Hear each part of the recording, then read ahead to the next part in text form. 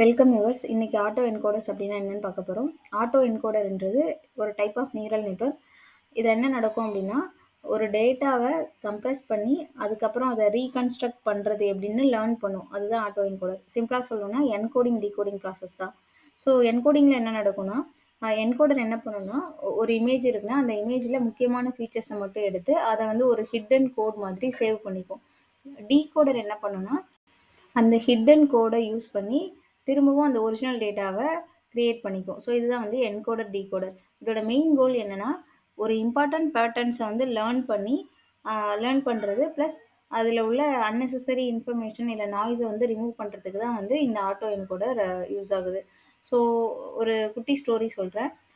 இப்போ வந்து நீங்கள் ஒரு பெரிய இமேஜ் வச்சுருக்கீங்கன்னு வச்சுக்கோங்க. ஸோ அதை வந்து நீங்கள் வாட்ஸ்அப்பில் சென்ட் பண்ணணும். ஸோ ஃபுல் சைஸ் வந்து உங்களால் அனுப்ப முடியாது. என்ன பண்ணுவோம், கம்ப்ரஸ் பண்ணி தான் சென்ட் பண்ணுவோம். ஸோ ரிசீவர் வந்து திரும்ப அதை ஓப்பன் பண்ணும்போது ஒரிஜினல் இமேஜ் வந்து அவங்களுக்கு கிடைக்கும். ஸோ இதுதான் வந்து இங்கெல்லாம் வந்து நம்ம ஆட்டோ என்கோடர் ப்ராசஸ் தான் யூஸ் பண்ணுறோம்.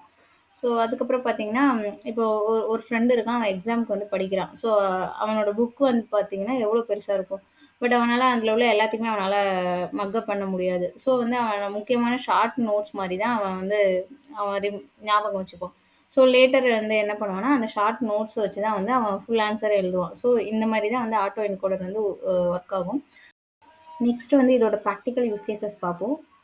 இமேஜ் டீநாய்சிங், அதாவது இமேஜில் இருக்க நாய்ஸஸ்லாம் ரிமூவ் பண்ண யூஸ் பண்ணுறாங்க.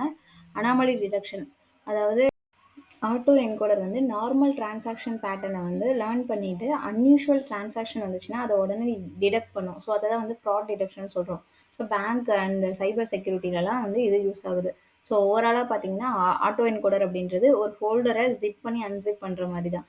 ஸோ என்கோடர் வந்து ஜிப் பண்ணும், டீகோடர் வந்து அன்சிப் பண்ணும். ஸோ இதுதான் வந்து இதோட ப்ராசஸ். ஸோ இந்த வீடியோ உங்களுக்கு பிடிச்சிருந்ததுன்னா மறக்காமல் லைக் பண்ணுங்கள். ஸோ டீப் லேர்னிங் கான்செப்ட்ஸ் வந்து தமிழில் நீங்கள் கற்றுக்கணுன்னா மறக்காமல் என்னோட சேனலை சப்ஸ்கிரைப் பண்ணுங்கள். தேங்க்ஸ் ஃபார் வாட்சிங்.